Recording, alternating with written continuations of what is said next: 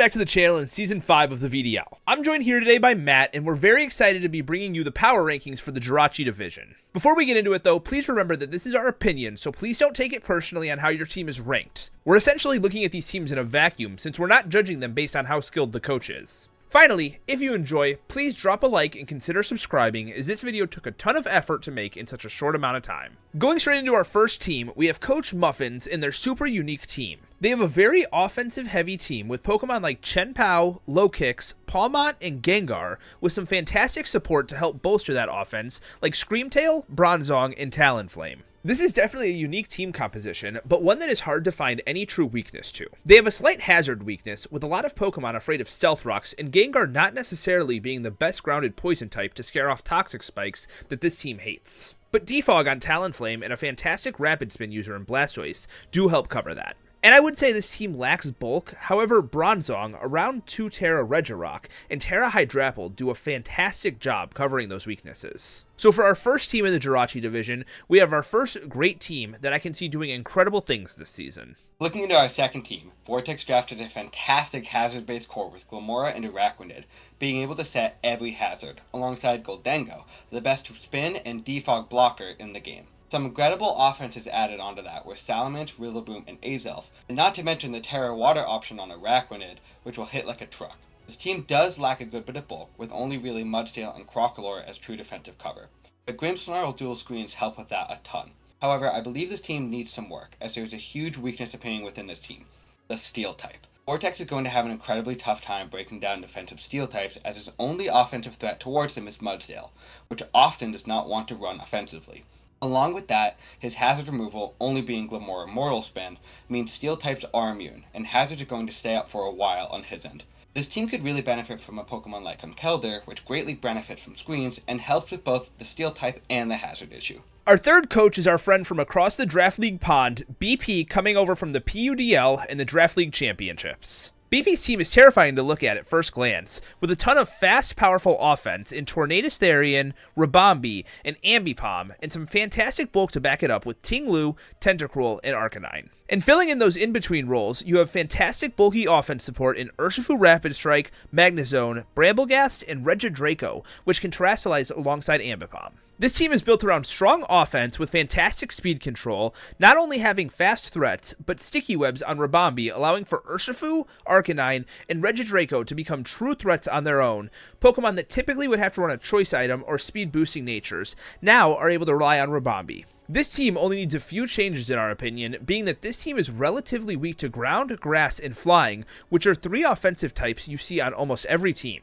The only Pokemon that are not weak to one of those 3 types on his team are Ambipom, which is frail as paper in the rain, and Regidraco, which does not necessarily want to be used as a defensive check. However, this team is going to be incredibly hard to break down and has so many options, we are really picking at straws to find any weaknesses.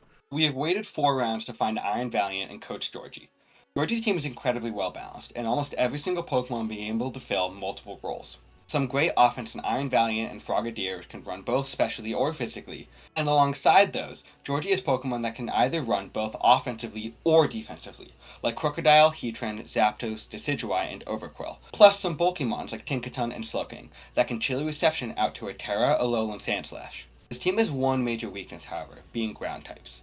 Georgie has 3 Steel types, alongside a grounded Poison type, where none of them feel comfortable taking ground type moves, which is one of the most common offensive types in Draft League format. But we do believe there are some easy enough ways to make some transactions to remedy this.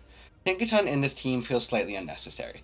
Many of the utility options Tinkaton has at its arsenal, Slowking has as well, and Tinkaton's typings are covered by Iron Valiant and Heatran, so just making a few changes, freeing up those 9 points, or at least getting rid of one of those ground types, could turn this team into a real threat. Kenneth is our 5th coach we're looking at, and has one of the most terrifying offensive teams drafted. Dragapult and Greninja's dual offenses and speed, Terra Infernape being a huge offensive threat that is not often allowed, and looks like a huge steal. Landorus T, Hoopa Unbound, and Metagross all being mid-speed tier Pokemon that pack huge punches, and even things like Terra Rotom Fan, Komala, and Hisuian Electrode being able to surprise opponents with how much damage they are able to do. Kenneth is going to be terrifying to face every week. At the same time, that offense could also be their downfall. This is an offensive Draft League metagame in Scarlet and Violet, there's no doubt about it, but having Galarian Weezing as your only true defensive wall, which in itself still struggles against physical attacks, could leave this team looking super vulnerable, or at least having to use Pokemon like Metagross and Landorus as defensive checks each week, which won't be using them at their fullest potential. It might not matter at all, and Kenneth may be able to just out-offense their opponents each week, but even something like a Manaphy, Clodsire, or Hisuian Gudra could turn this team into one of the best ever drafted, but we still think it needs just a few changes. Looking at our 6th team, we see our first weather team utilizing Sun. Wait, this is not a Sun team. With Tom picking up Pokemon like Gouging Fire, Scizor, Sandy Shocks, and Terra Arboliva, this looks like a Sun team through and through, but there is no Sun user. Gouging Fire, in my opinion, is the absolute best Draft League Pokemon, with so many tools available to it, hitting so hard and being so hard to break. Some fantastic wall breakers add to that with Scizor, Azumarill, and Okidogi, and some even better late game sweepers with Weavile and Terra, Galarian, Articuno. This team confuses me, however, as it feels like these are all just puzzle pieces that are not connecting. This team is mostly physically offensive threats, with only really Sandy Shocks and Articuno as special threats, and it has very weak hazard setting and removal, with only Sandy Shocks and Glimmet to set, and only Defog Scizor to remove. On top of that, its bulk seems to be lacking a little. Porygon 2 is a fantastic wall, but is very weak to knockoff. And after that, any Pokemon that wants to run defensively is going to struggle regaining or keeping its health up. To me, this team lacks synergy.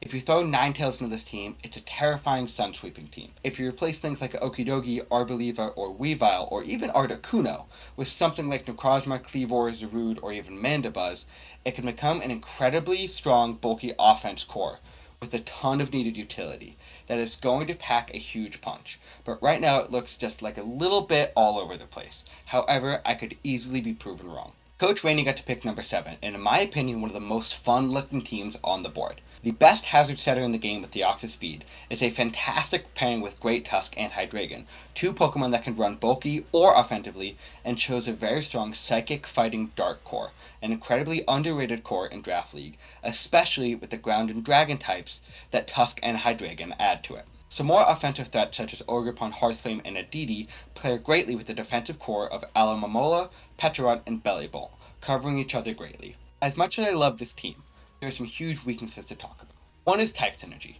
Having no Fairy type and no Steel type means this team has some huge weaknesses. Specifically, nothing to stop Dragon from clicking Outrage besides Terra Fairy Hitmonchan, and nothing besides Bellibolt to check offensive flying types, and then nothing besides Alomomola for offensive ice types, and still a slight fairy weakness. This team needs a Steel type, and there are still some strong ones on the board like Revavroom or Registeel, and I think that is easily solvable if Rainey adjusts their 4 and 5 point Pokemon. If it were me, I would have chose to make Indeedee and Bellibolt my Terra captains, which are much scarier than Articuno and Hitmonlee, and I would take those two and replace them with a Steel type, add a cheaper option on the back half.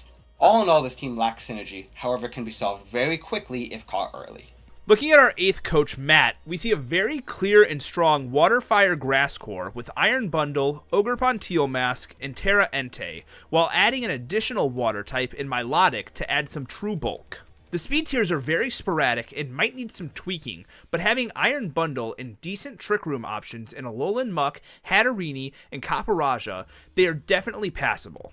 A strong front of the Dragon Fairy Steel core with Garchomp and Hatterene fits very well with Matt's first 4 picks, but Capparaja might be the weak link in this team, as without a bulky Steel type, Pokemon like Hisuian Avalugg and Altaria are going to be picking up a lot of the slack. The hazard removal is a bit to be desired, but with Magic Bounce on Hatterene, Matt shouldn't necessarily struggle. A few changes might be needed, but overall a solid team. We are on the back half of the draft now, as we look at Recordman's team.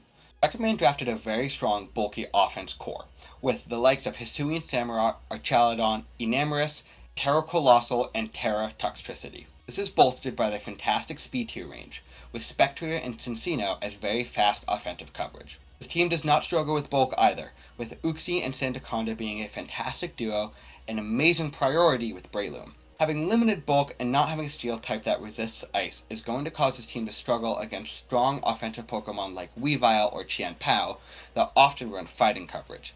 However, with very strong Terra captains like Terra Water Colossal or the outrageously strong Terra Normal Boom Bursting Toxtricity, I think this team only needs a few changes to be one of the best. Our next coach is Chef Ramsay, who, true to their name, absolutely cooked with this team. Before I even begin, this team does not have a dragon or fairy type, but I think it is a perfect example of why you do not always need a traditional fairy dragon steel core and how synergy can come from any types. The offense of Sneasler, Ursaluna Bloodmoon, Espeon, and Cinderace is incredible. A ton of speed when needed, while still being able to run a Trick Room mode, means opponents will have very limited options to check these threats. This team is not lacking in bulk either, with Terra Umbreon being a fantastic wish passer, Fortress being an incredible physical wall with great hazard setting and removal, plus slow momentum, and Unaware Dondozo, which is one of the most slept on Pokemon in Draft League. And I have not even mentioned the terrain options with Thwackey, allowing Unburdened Sneasler and Unburdened Terra Drifblim to go wild. By no means is this team perfect, having a slight weakness to flying types,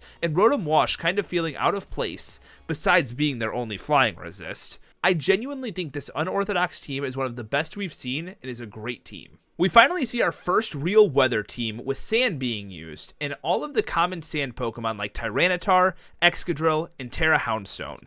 From here though, the team's synergy really starts to fall off. You see a cool core with Excadrill, Clefable, and Raging Bolt, but the team becomes very ground weak with 4 weaknesses and only Gliscor, albeit a great defensive mon, and Terra Brute Bonnet to cover for it.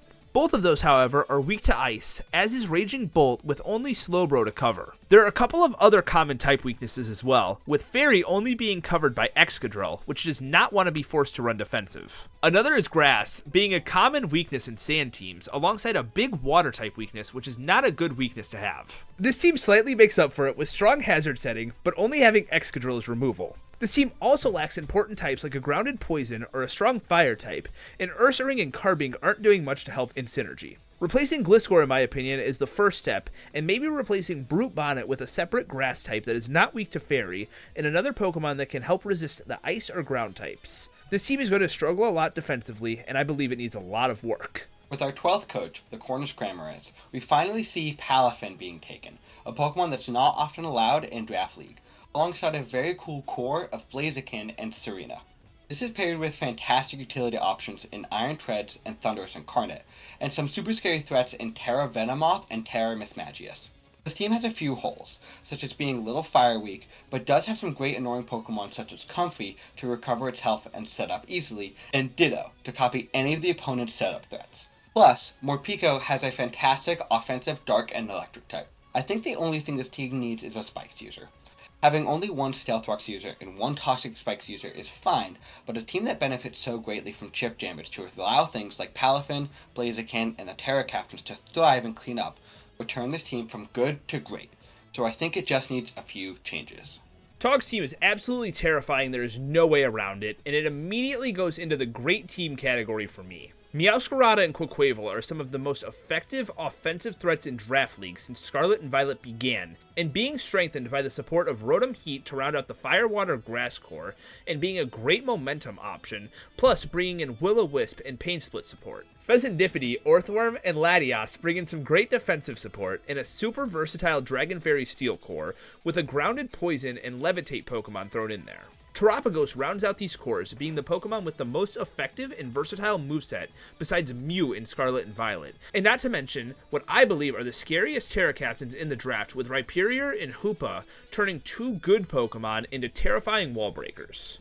Oh yeah, and Iron Jugulis is somehow in this team too, making this what I believe is the best draft out of all 16 coaches. A ton of hazard support, great removal with Quack and Terapagos, item removal with 4 knockoff users and 4 trick users, Thunderwave, Toxic, and Will-O-Wisp support. Just everything is going right for this team. We're nearing the end of the draft with one of our strongest battlers in the league, AP, with an incredibly fun looking team. AP managed to get both Galarian Slowking and Chi-Yu, which is a deadly duo. Fantastic Bolt that is able to pivot into one of the scariest wall breakers in the game. On top of that, Pokemon like Donphan, Skarmory, Ogerpon Wellspring, and Lantern support fantastically with both bulk and support options. Terra Normal Boomburst Norvern and Terra Fairy Rotom Frost supporting the offense the team was starting to lack besides Chi-Yu. Mienshao forms a small regenerated core with Galarian Slowking, and Smeargle adds a ton of support, literally getting every move in the game. I think this team still lacks a little bit of offensive power, but that does not have any big defensive weaknesses. The lack of some key resistances to things like Dragon and Ghost, missing a Fairy and Normal type could start to hurt this team, but I think that this team is just an overall very stable, and if it's played right could be very strong, only needing a few changes which are not even necessary. Our penultimate coach, Roki, drafted a very scary and balanced team, starting off with one of the best defensive Pokemon this generation in Corviknight.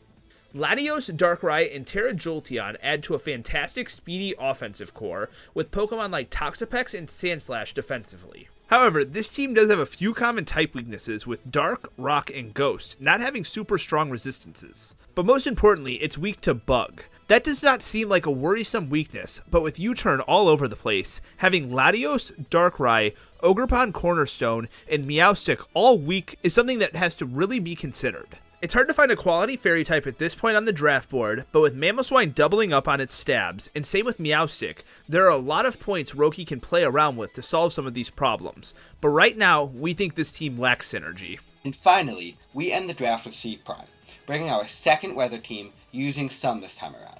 Oracle, as the strongest Sun user in the format at the moment, makes for a fantastic start to this team, bolstering an incredibly strong Sun offense with Roaring Moon, Hysterian Lilligant, and Walking Wake. With such a strong offensive core, defensive pieces are hard to come by. However, Hisuian Quillfish and Klefki are fantastic additions to help keep screens up and set some hazards. There's a pretty strong fairy weakness with this team, but Torkoal and Klefki help with that. And there are some options to go out of Sun, like Palisand and Terra Mesprit and Terra Electros. The only Pokemon that feels out of place in this team to us is Primarina, which is hindered in the Sun and is an unnecessary type, with Klefki and Walking Wake being able to act as a bulky water. However, it's so strong outside of Sun, it is not necessary to replace. This is overall just a solid team that might need a few changes, but is still very strong as it is. Those are your teams for VDL Season 5. Let us know down in the comments which is your favorite and what you thought of our rankings. We're curious to see yours, and I want to give a huge thank you to Matt for joining me today and helping out with the script. I hope you guys enjoy this season. I had so much fun, and thank you too, Vortex. That's about all I got for you guys. Once again, if you enjoyed, drop a like and subscribe. Peace.